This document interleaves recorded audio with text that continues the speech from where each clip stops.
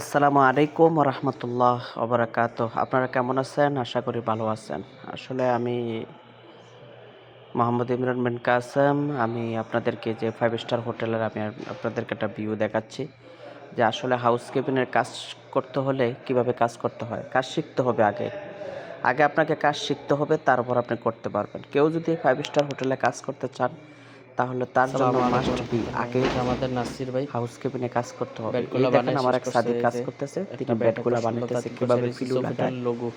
কিভাবে ফিলু দেখতেছেন লাগায়, যে এগুলো কিভাবে নিচে ডুবেট লোগো। লাগায়, কিভাবে বেডশিট লাগায়, কিভাবে ফটক তাত্ত্বিক করে, এগুলো দেখতে হবে। দেখেন, একজন মানুষেই তাত্ত্বিক করতেছে। এমন দিন দেখা যাবে আপনার 10টা 20টা 15টা চেকআউট থাকবে। ওই চেকআউটগুলো আপনি নিজেও বানাতে হবে।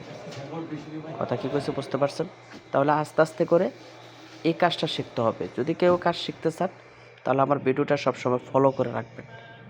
আর বিশেষ করে দেখেন, এটা হচ্ছে আমাদের রুমের ভিতরে, এটা হচ্ছে টিভি। এই টিভিটা আপনি ওপেন রাখতে হবে, যাতে আপনার যারা হাজি আসে তাদেরকে কাবা এবং মক্কা মদিনার দৃশ্য এখানে দেখানো হয়। দেখেন, এই বেডটা আমি নিজে তৈরি করছি। এই বেডটা দেখেন দেখতে কেমন লাগে। এভাবে আপনারা হাউসকিপিংয়ের কাজগুলো করতে হবে। নিজে বেডগুলো সেটিং করতে হবে। নিজে যদি বেডগুলো সেটিং না করতে পারেন, তাহলে তার হাউসকিপিংয়ের কাজ কীভাবে শিখবেন? হাউসকিপিংয়ের কাজ শিখতে চাইলে আপনারা এটার ভিতরে লাইক কমেন্ট করেন, এবং যদি কেউ আসতে চান সরাসরি কমেন্ট করেন, কমেন্ট করে জানান।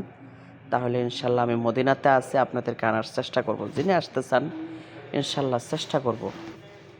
আসলে হাউসকিপিং এমন একটা কাজ, পৃথিবীর সব হাজিদের সাথে এখানে দেখা সাক্ষাৎ সব কিছু হয়। আর এই যে দেখতে পাচ্ছেন এই জায়গাটা নিচে,